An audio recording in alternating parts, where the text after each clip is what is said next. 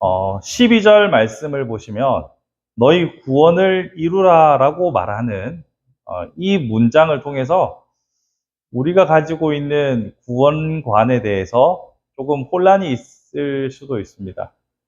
구원은 예수 그리스도를 믿음으로 말미암아 얻어지는 것인데, 그에 반해 이 본문을 읽으면 짐짓 두렵고 떨림으로 구원을 이루라라고 하고 있으니 내가 무언가를 해서 구원을 얻는 것이 아닐까라는 그런 혼란이 있을지도 모르겠습니다. 하지만 오늘 본문은 성경 전체의 맥락을 따라서 이해해 보면 우리가 노력으로 구원을 얻는다는 것이 아니라 구원받은 자답게 살라라는 뜻으로 이해하는 것이 옳습니다.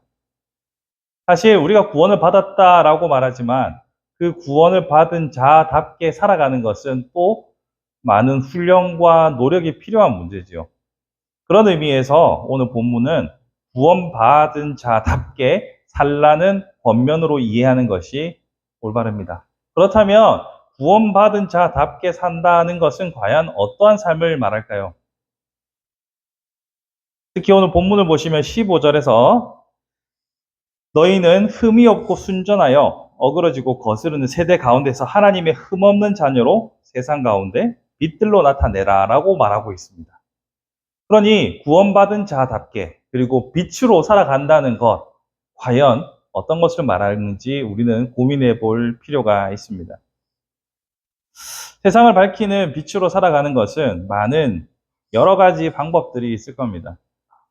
우리가 이웃 사랑을 실천하는 삶의 태도를 통해서, 혹은 희생하는 태도를 통해서, 혹은 하나님 앞에서 두렵고 떨리는 마음으로 언제나 하나님 앞에 내가 서 있다라는 두려운 마음을 가지고 양심적으로 행동하는 것, 그 모든 것들 다 세상의 빛으로 살아가는 길이다라고 볼 수 있습니다. 그래서 이 세상의 빛으로 살아가는 것, 혹은 또 그들 가운데 흠없는 자로 살아가는 것, 이거에 대해서는 여러 가지를 말할 수 있겠죠. 그런데 오늘 특별히 저는 이 부분에 대해서 한번 이야기해 보려고 합니다. 이 부분은 뭐냐면요, 얼마 전에 안타깝게도 화성에서 배터리 공장 화재 사고가 있었습니다. 그 일로 20명이 넘는 사람의 목숨을 앗아갔던 참사가 있었죠. 보통 소방서 추정으로 소방서에서 3인 이상이 사망하는 사고에 대해서 대형 사고로 분류한다고 하더라고요. 그런데 20명이 넘게, 23명이 목숨을 잃었으니 얼마나 큰 사고입니까? 근데 이 사고 자체도 참 안타깝지만 이 사고의 대부분이, 희생당한 분들의 대부분이 외국인 근로자라는 소식이 접해지면서 여러 가지 뉴스들이 쏟아져 나왔습니다. 사전에 화재를 예방하지 못했다, 사전에 불이 났던 적이 있는데 그 뒤로 소방 조치가 미비했다, 뿐만 아니라 외국인 근로자들에 대해서 제대로 교육하거나 안전교육을 실시하거나 대우하지 않았다, 이런 등등 여러 가지 이슈가 막 쏟아져 나왔습니다. 그러면서 제 눈에 띄었던 것은 이 외국인 노동자에 대한 한국인의 시선이 저한테 딱 꽂혔습니다. 여러분, 외국인 하면은 여러분의 머릿속에 어떤 이미지가 떠오르십니까? 외국인 하면 제일 먼저 떠오르는 이미지가 있을 겁니다. 잘 생각해 보시면 우리 한국 사람들이 가지고 있는 외국인에 대한 인상은 혹은 분류법은 크게 두 가지일 겁니다. 선진국에서 온 백인 혹은 흑인이라 할지라도 선진국에서 온 사람들, 그리고 우리보다 못 사는 나라에서 온 사람들, 이렇게 두 가지로 구분될 겁니다. 조금 더 정리하면 우등 외국인과 열등 외국인으로 구분한다고 할까요? 이런 구분법은 우리 언어에 담겨 있습니다. 우리가 영어권에서 혹은 유럽권의 사람과 결혼했다 이렇게 하면은 우리는 보통 국제 결혼이라고 말합니다. 근데 아시아권에서 우리보다 못 사는 나라의 사람들과 결혼한 사람들에 대해서는 다문화 가정이라고 말합니다. 왜 이렇게 언어의 차이가 생길까요? 우리의 인식 속에서 외국인들을 차등 대우하는 것이 있기 때문입니다. 그 차등의 기준은 별거 아닙니다. 돈입니다. 그러니까 그 나라가 얼마나 경제적으로 부국인가, 그렇지 않는가에 따라서 우리는 외국인들을 때로는 차별적인 시선으로 바라보고 대우하는 것이 한국 사회의 전반적인 분위기입니다.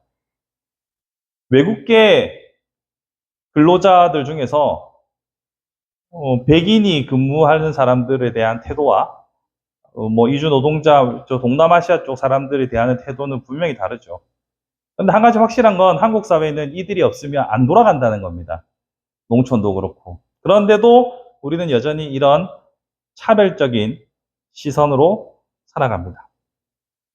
또 왜 이렇게 우리가 외국인들을 이렇게 차등해서 볼까요? 생각해보면 사실 외국인만 그렇게 차등하는 것이 아니라는 것을 쉽게 알 수 있습니다. 여러분, 옛날에 예능 중에서 이런 말들을 들어보신 적이 있을 거예요. 나보다 잘 나가면 형이야. 나보다 돈 잘 벌면 형이야. 라고 하는 이야기를 들어보셨을까요? 예능에서 많이 소비되는 언어입니다. 나보다 잘 나가면 형이야. 여기서도 우리는 지극히 물질 중심적인 인간관계를 보게 됩니다. 여러분, 한국 사회에서 야, 민증 까봐 이런 말로 대표되는 이 서열화, 계급화가 얼마나 중요한 사회입니까? 그런데도 이 질서를 무너뜨릴 만큼 나보다 잘 나가면, 나보다 돈 잘 벌면 형이야 라고 하는 분위기가 팽배해 있죠. 이것은 마찬가지로 외국인을 대하는 태도도 똑같이 돈 많은 나라에서 온 사람들은 더 대우해주고 돈 없는 나라에서 온 사람들은 업수위 여기는 이 전반적인 문화가 한국 사회를 지배하고 있습니다. 그래서 가끔 이런 혼란이 생길 때가 있습니다. 인도 사람인데 돈 많은 인도 사람이다. 이렇게 하면은 태도가 까리까리해지는 그런 웃지 못할 상황도 있습니다. 자, 제가 이렇게 길게 사람에 대한 태도, 가치에 대한 태도를 왜 얘기했을까요? 우리로 하여금 세상의 빛들로 살아가라고 했는데 세상에 많은 퍼센테이지를 차지하고 있는 크리스천이 이 한국 사회에 존재하고 있음에도 불구하고 이러한 인식은 조금도 개선되지 않고 있습니다. 우리도 똑같은 시선으로 그 나라의 경제력에 따라서 상대방을 차등하여 대하고 있는 것은 기독교인이나 그렇지 않은 사람이나 별반 차이가 없다는 거죠. 하나님께서는 분명히 우리에게 경고하고 있습니다. 물질 중심적인 가치관으로 사람을 바라보는 것에 대해서 성경은 결코 용납하지 않습니다.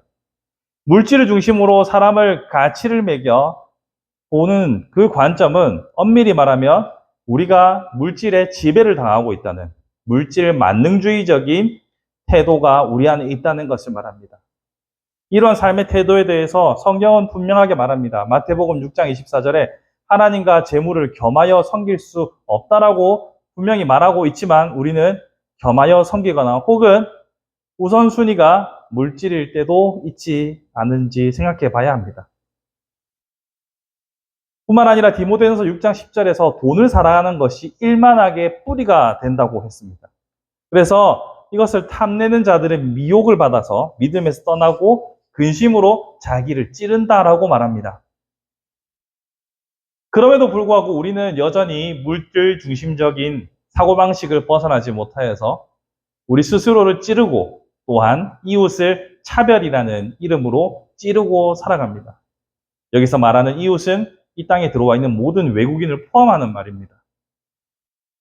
그런 의미에서 세상의 빛으로 살아가라는 이 명령, 말씀의 명령을 준행하기 위하여 오늘 우리는 두 가지를 고민해야 합니다. 첫 번째, 내가 바라보는 가치관, 내가 바라보는 인간관이 과연 사람으로서 사람을 대하는 아주 기본적인 이웃사랑을 실천하는 성경적인 마인드로 되어 있는지 아니면 지극히 물질 만능주의적인 가치관으로 사람을 바라보고 있지는 않는지 고민해 봐야 합니다. 만약 나의 중심이 하나님과 재물을 겸하여 섬김으로 내 눈이 그들을 차별하여 보고 있다면 우리는 스스로 돌이켜 회개하며 다시 우리의 중심이 하나님이 되도록 해야 합니다. 아울러서 사람을 대하는 태도가 차별은 없는지, 차등은 없는지 스스로 고민해 봐야 합니다. 여러분, 길 가다가 정말로 요새는 높은 확률로 외국인 근로자들을 많이 만나시게 될 겁니다. 여러분과 피부색이 다르고 언어가 다르고 특히 풍기는 체취도 다르기 때문에 때로는 낯섦에서 오는 두려움이 있을 수도 있습니다. 하지만 잘 생각해보면 독일로 떠났던 우리네 광부들과 우리네 간호사들, 그들의 삶과 저들의 삶이 무엇이 다르겠습니까? 가족들을 부양하기 위해서 조금 더 잘 사는 나라에 자신의 노동력을 팔아서 가족을 부양하기 위해 떠났던 우리네 선배들, 인생 선배들과 그들의 삶이 무엇이 다를 바가 있겠습니까? 그런 관점에서 그들에게 따뜻한 태도 하나가 그들에게 좋은 인상을, 또한 그런 태도로 인해서 좋은 관계가 맺어지면 이런 외국인 근로자들을 위한 교회, 선교 교회들도 많이 있거든요. 복음의 기회가 될 수 있을 거라 생각합니다. 무엇보다도 하나님께서 여러분의 태도를 기뻐하실 겁니다. 하나님께서 그래서 그들에게 전도의 열매가 있든지 없든지 상관없이 우리가 그러한 삶의 태도를 취하는 것 자체가 하나님께 기쁨이 된다는 사실을 기억합시다. 그런 의미에서 우리의 삶의 태도를 다시 한번 돌아보고자 이 말씀을 생각해 보았습니다. 말씀을 정리해 보겠습니다. 먼저 우리가 사람을 그리고 외국인을 차등해서 바라보는 기준이 과연 무엇인지 스스로 엄밀하게 분별해 볼 필요가 있습니다.